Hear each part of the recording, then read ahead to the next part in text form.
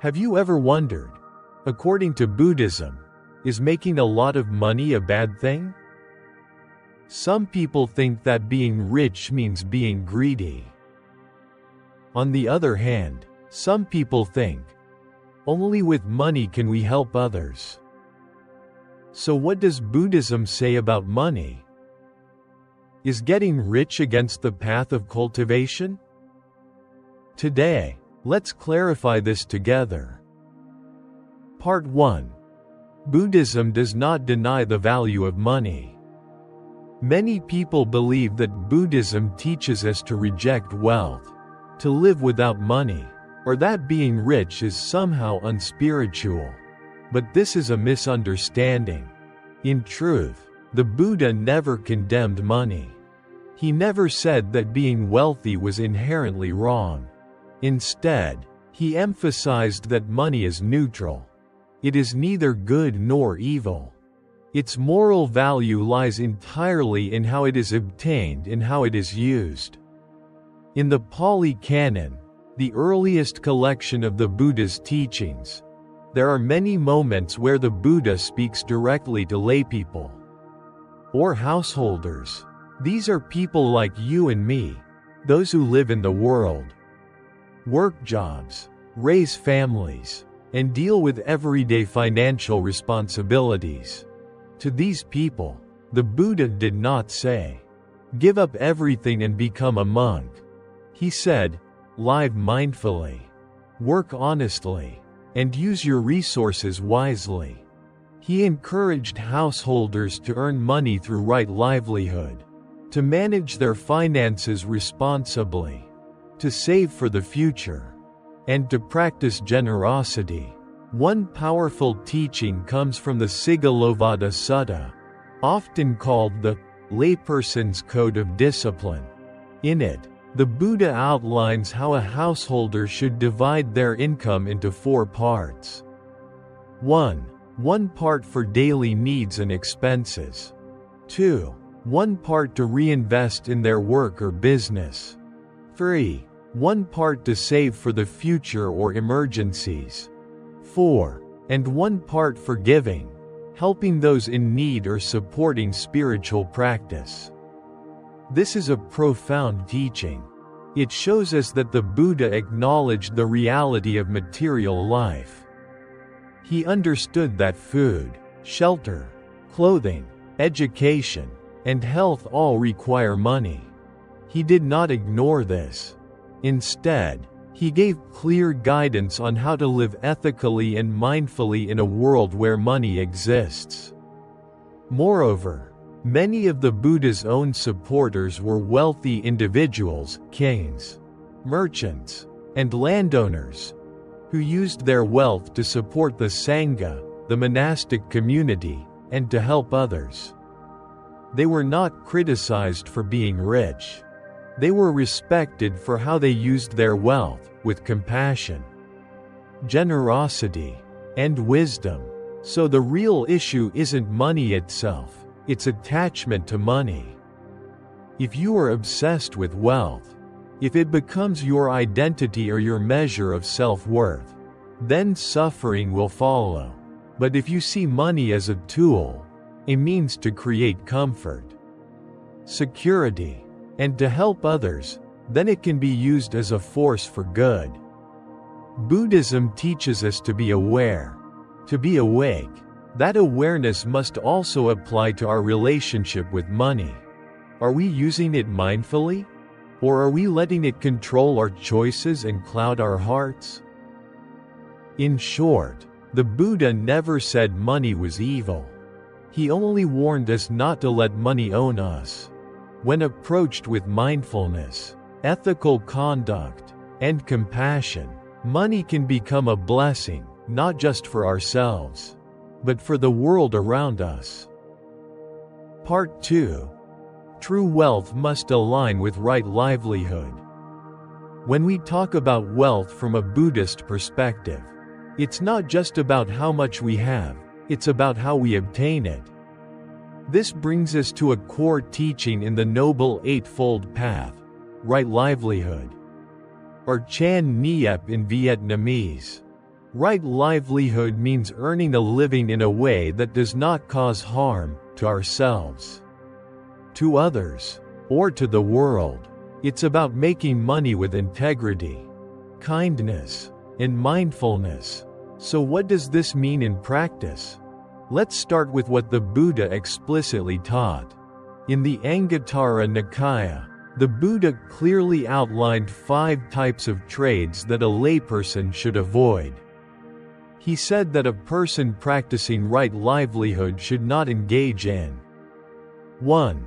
Trading in weapons, because they contribute to violence and destruction. 2. Trading in human beings, which includes slavery or any form of exploitation. 3. Trading in meat, particularly in raising and killing animals for profit. 4. Trading in intoxicants, such as alcohol and drugs, which cloud the mind and lead to suffering. 5. Trading in poisons, anything that harms health, life, or the environment. Now, you might think, these are obvious, but when we look deeper, the meaning becomes broader.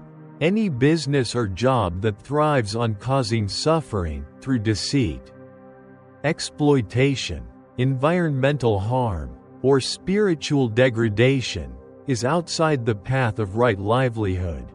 For example, if someone makes a lot of money selling addictive products, promoting dishonesty, or manipulating people's fears, they might become rich. But it's not right livelihood, because at the root of their wealth is harm, and harm always leads to karmic consequences. On the other hand, right livelihood honors the dignity of both the worker and those they serve. It can be any job: farmer, teacher, builder, artist, healer, merchant, as long as it is done with honesty, care, and the intention to benefit others. In this way, wealth that arises from right livelihood is clean, peaceful, and sustainable. It doesn't burden the heart with guilt or fear. It doesn't steal from others or take from the earth without giving back.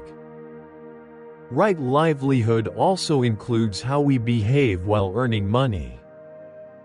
You could work in an ethical profession, but still act unethically, lying to clients, mistreating employees, cutting corners to increase profit. This, too, is stepping off the path. In Buddhism, intention is everything. Even in business, your motivation matters. Are you working to serve? To contribute something meaningful? To create value and help others? Or are you working only to satisfy your own desires, status, or ego? These questions matter more than your bank balance, because the karmic seeds you plant with every transaction will eventually grow, for better or worse. Let's also remember, right livelihood doesn't mean poverty. It doesn't mean you have to struggle, or that success is wrong. Being successful is not un-Buddhist. In fact, the Buddha often praised those who were diligent, wise, and skillful in their work. He encouraged householders to be prosperous, but in a way that honors the 5 precepts and the principles of generosity, compassion, and mindfulness. One of the best examples is Anathapindika, a wealthy merchant and devoted lay follower of the Buddha. He made his fortune honestly and used it to help others. He supported monasteries, fed the hungry, and cared for the poor. His wealth became a vehicle for compassion, not a prison of greed. So yes, Buddhism absolutely supports the idea of financial success, as long as it's grounded in ethics and guided by the heart. It's also important to recognize that wealth, when used skillfully, can amplify our ability to do good. With money, we can feed the hungry, build schools, support meditation centers, offer scholarships, protect the environment, and care for the elderly. These are all acts of merit, seeds of future happiness. But that power comes with responsibility. If we're not mindful, wealth can quickly become a source of pride, attachment, and delusion. That's why the Buddhist path doesn't ask us to reject wealth. It asks us to wake up in our relationship to it. To never let it cloud our conscience or close our hearts. In summary, right livelihood is not just a rule, it's a pathway to inner peace. When our wealth arises from honesty, when our work brings value, and when we give from a place of compassion, we are truly wealthy, in both the material and spiritual sense. And in that way, our success becomes not just a personal achievement, but a gift to the world. Part 3. Money is not the end goal. We've spoken about how Buddhism does not condemn money and how true wealth must come from right livelihood. But even with all this in mind, there is one truth that the Buddha emphasized time and time again. Money is not the ultimate goal of life. In modern society, money is often treated like the final destination. People chase it, they work tirelessly for it. They sacrifice time, health, and even relationships in pursuit of it. But what happens when money becomes the center of our lives? We become anxious, restless, and afraid of not having enough, of losing what we have, or of falling behind. We live in constant comparison, always measuring our worth by numbers in a bank account, by houses, cars, clothes, or titles. This is not freedom. This is a subtle form of suffering, one that hides behind the illusion of success. Buddhism gently reminds us that true happiness cannot be purchased. Yes, money can buy comfort. It can meet our physical needs, offer us choices, and create a sense of security. But beyond a certain point, it does not bring peace. It does not end loneliness. It does not erase fear or fill the emptiness we may feel inside. Think about it. How many people have reached the peak of financial success, only to find themselves lost, depressed, or disconnected from what truly matters? We've all heard stories of celebrities, billionaires, or business tycoons who seemed to have it all, yet still suffered deeply. Why is that? Because money, in itself, is not a source of meaning. It's a tool, a resource, not a purpose. And when we mistake it for our life's purpose, we are bound to suffer. The Buddha was very clear about this. He taught that all things are impermanent, money included. Fortunes rise and fall, markets change, businesses fail, possessions decay, and at the end of our lives, we leave it all behind. What stays with us is not our wealth, but the state of our mind and the karma of our actions. This is why spiritual practice is so important. It helps us remember what really matters: inner peace, compassion, gratitude, wisdom, connection, and freedom from clinging. It's not that we should avoid money or deny its usefulness.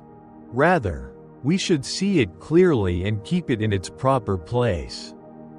It is a servant, not a master. It is a vehicle, not the destination.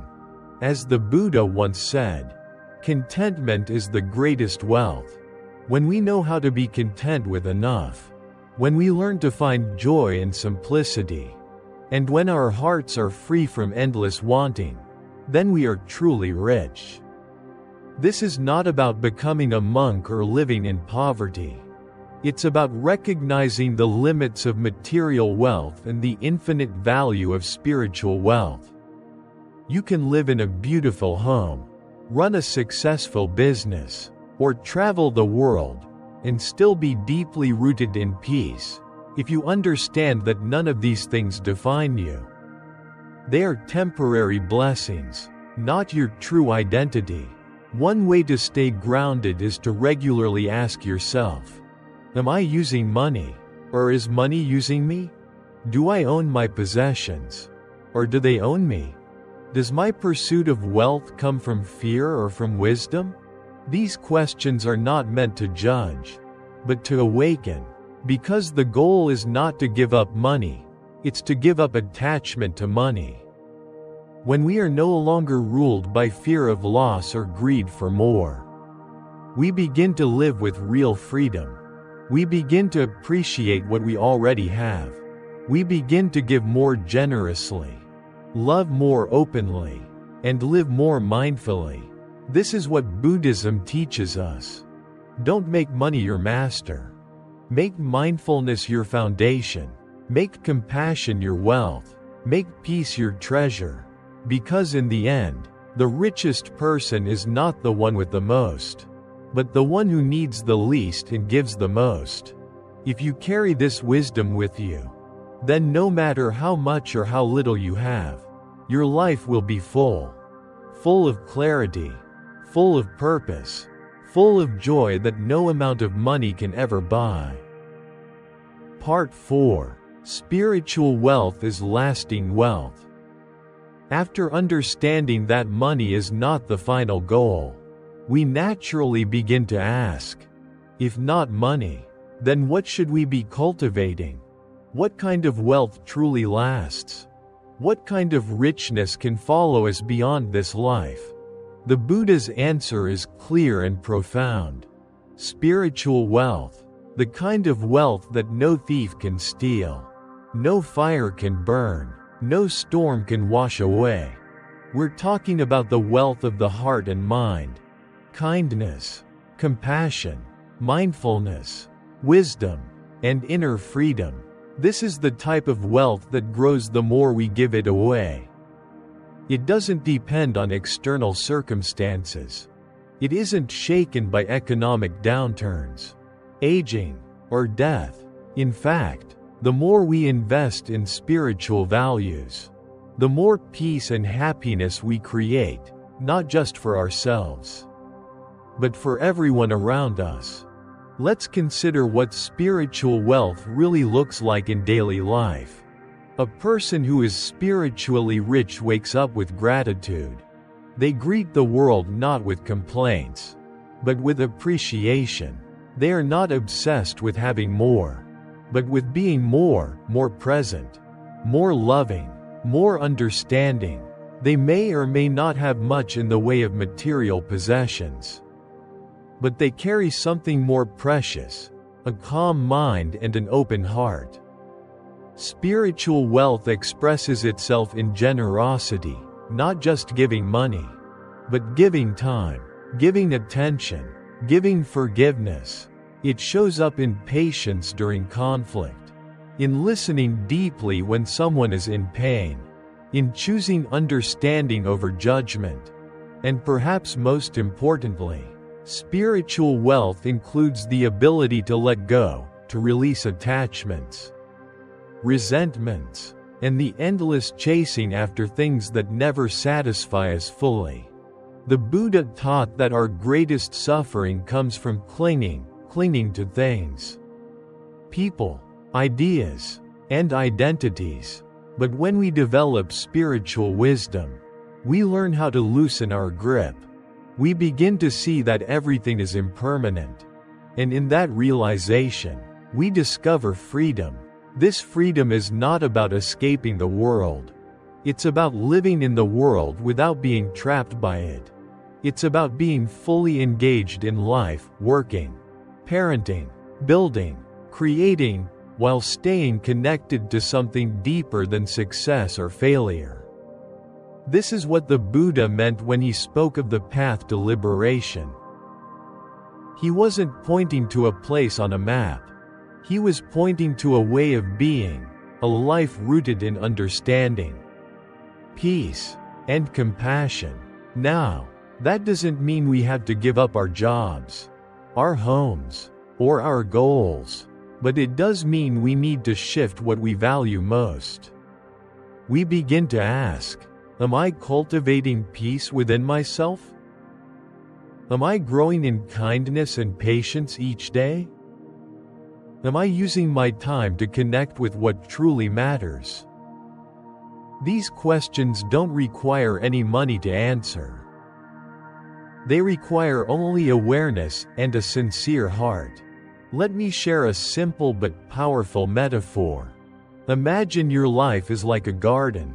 Money can buy you seeds, tools, and soil, important things. But spiritual wealth is what determines whether the garden actually flourishes. Without sunlight, water, and care, no seed can grow. And in the same way, without compassion, mindfulness, and virtue, no external success can bring true fulfillment. That's why spiritual wealth is the foundation. It's what makes everything else meaningful. We see this truth in every culture, every era. The people we remember most, the ones who leave a deep impact, are not always the wealthiest, but the wisest, the kindest, the most awakened, the ones who lived with purpose, who gave with love, who walked gently and lifted others with them.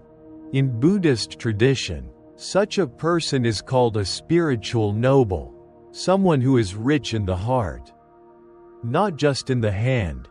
And the beautiful thing is, this kind of wealth is available to everyone. It doesn't matter where you were born, how much money you make, or what your past looks like. Each moment is a chance to cultivate inner richness. By practicing generosity, we grow abundance. By practicing mindfulness, we grow clarity. By practicing compassion, we grow connection. And by practicing letting go, we grow freedom. This is the kind of wealth that supports us in this life, carries us through death, and ripens into peace in lifetimes to come. So if you're on a path seeking meaning, don't just count the dollars, count the blessings of your heart. Because in the end, the most valuable thing we can leave behind is not money, but the goodness we've cultivated in ourselves and shared with the world. That is true wealth. That is lasting wealth. That is the wealth of a life well lived. So, getting rich is not wrong, if you get rich by doing the right thing and know how to use money with awareness. Money is a means, not a goal. Let money serve your happiness, don't let it take away your peace. If you find this video useful, don't forget to like, subscribe to the channel, and share it with your loved ones. See you in the next video, where we will explore more of the Buddha's precious teachings.